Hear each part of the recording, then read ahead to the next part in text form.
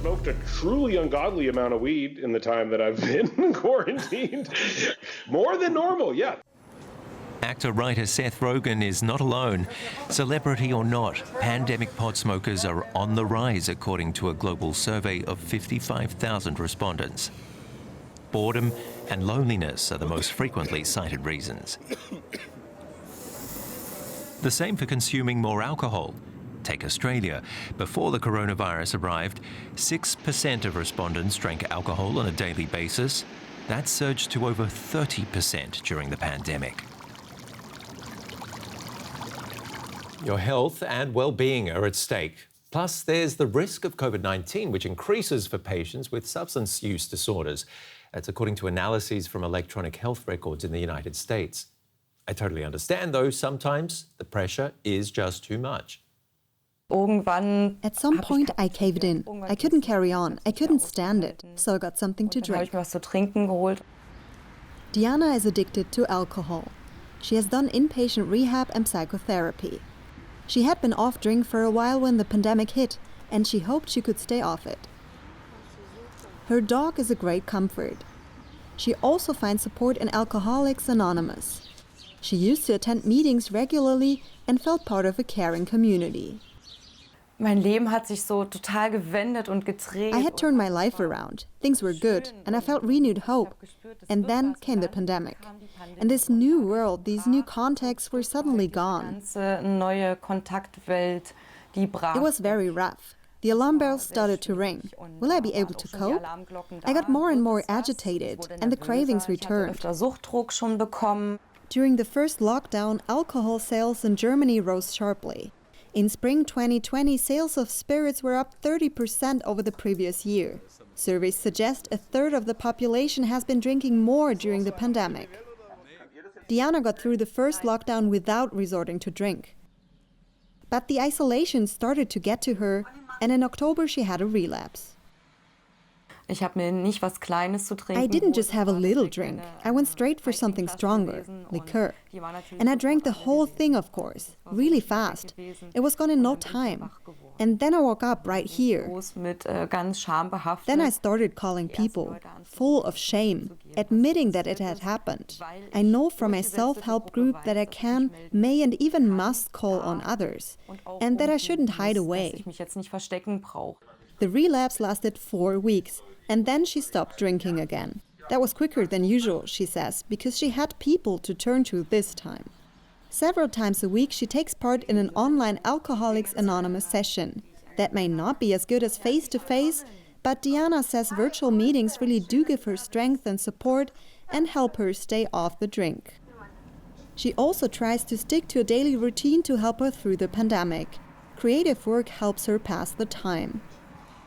But given her history of alcohol dependency, there is always a nagging anxiety.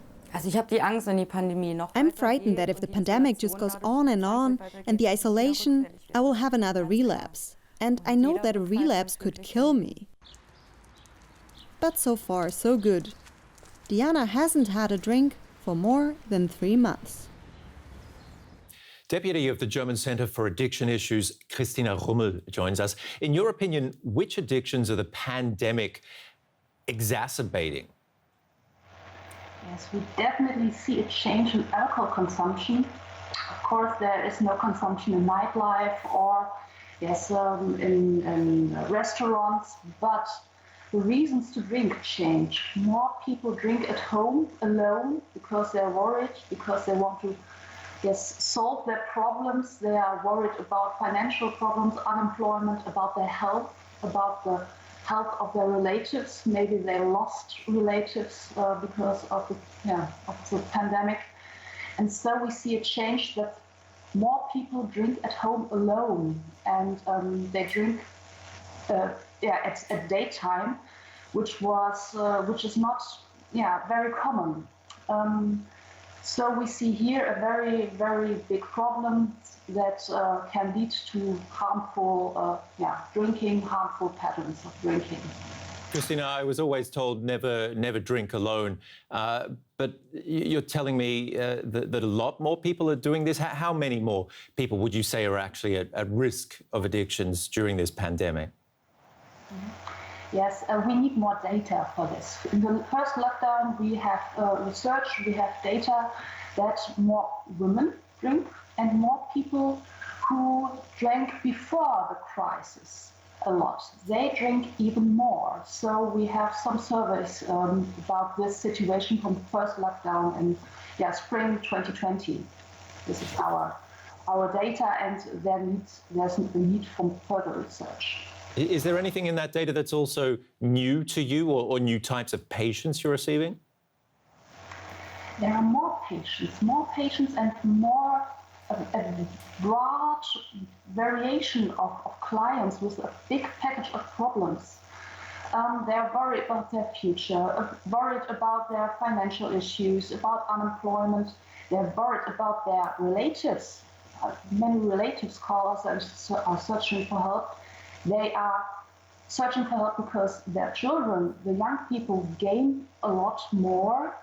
It's the nature of the thing because we are doing more online and many things are done more online, like gaming and gambling. So this is a broad variation of people who call us and are searching for help. One positive out of this pandemic, I guess, is the fact that you can get counselling virtually and no longer have to actually sit down face-to-face with someone, which may be conducive to some situations or some people. But which areas do you see being really tense or difficult to deal with when it comes to the counselling side of things?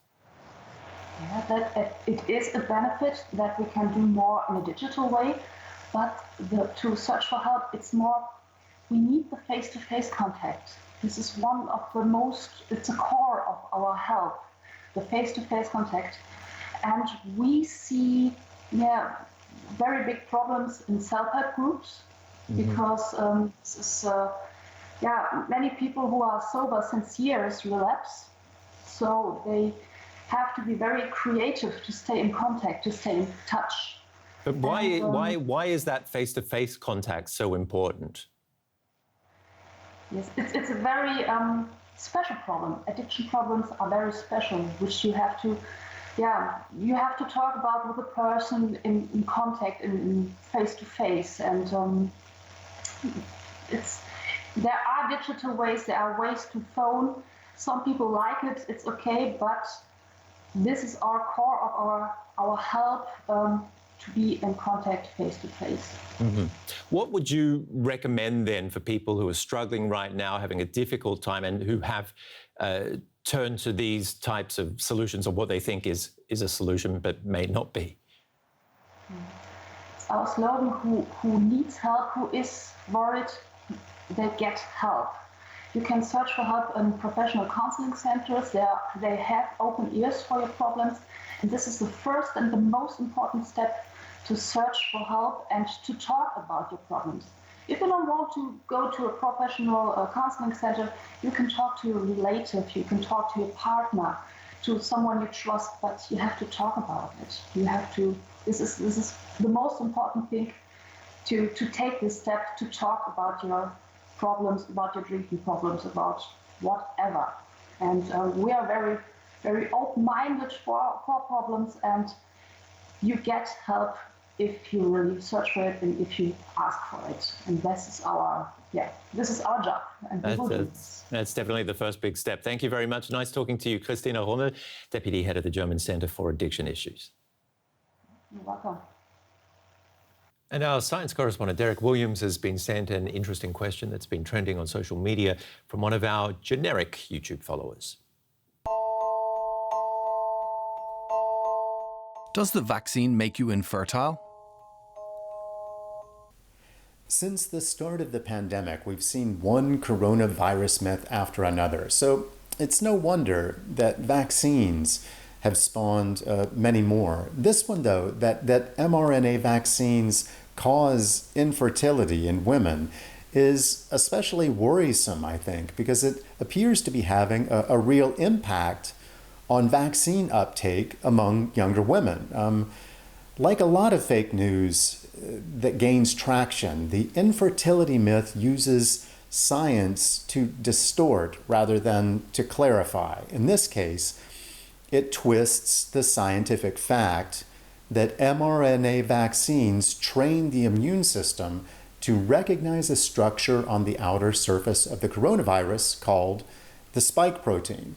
The disinformation campaigns build on that with a claim that the spike protein resembles a protein found in the placenta that protects and nurtures a developing fetus.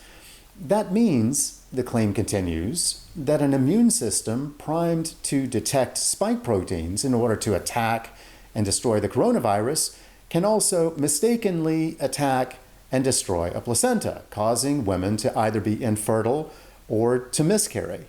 This is not true for a couple of fundamental reasons. First, the defense cells in the immune system react in a highly specific way to the proteins that they've been programmed to detect. They have to, because proteins are only made up of 20 different molecular building blocks called amino acids. But our bodies can produce at least 20,000 different proteins from them, and possibly a whole lot more. So, of course, there can be structural molecular overlap in many different proteins, which is why the immune system has to be so specific. And second is the fact that the placenta protein in question turns out not even to be very similar in molecular terms to the virus's spike protein. So, short and sweet, there's zero evidence that being vaccinated against COVID-19 affects a woman's fertility in any way, and actually a growing mound of evidence that it doesn't.